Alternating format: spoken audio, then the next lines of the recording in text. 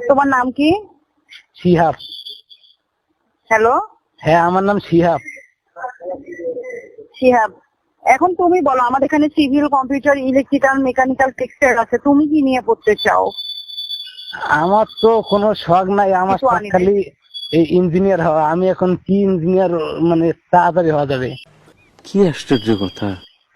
যেটা নিয়ে পড়ো না কেন 4 বছরই তো পড়তে হবে। তুমি কিভাবে তাড়াতাড়ি হবা? 4 বছর শেষ না হলে তো হইতে পারবা না। মানে এই পড়ালেখা কম কোনটায়?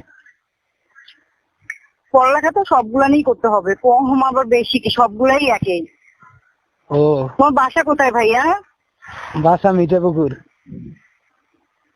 মিঠাপুকুরে? হ্যাঁ। তুমি অঙ্ক কেমন পারো?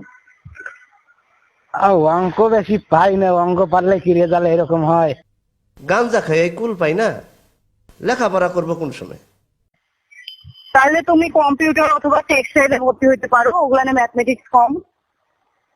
ও, তাহলে কম্পিউটারেই হওয়া লাগবে।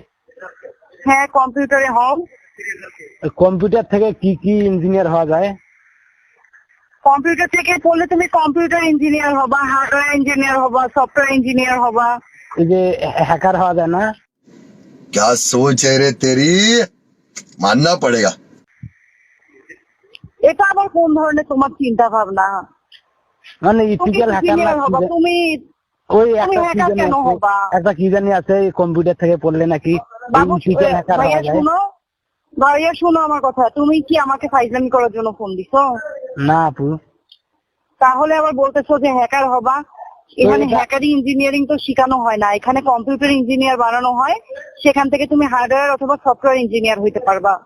এখন হ্যাকার নামের কোনো ইঞ্জিনিয়ারিং নাই। হ্যাঁ, ওখানে তুমি ওটা শিখতে পারবা, ঠিক আছে?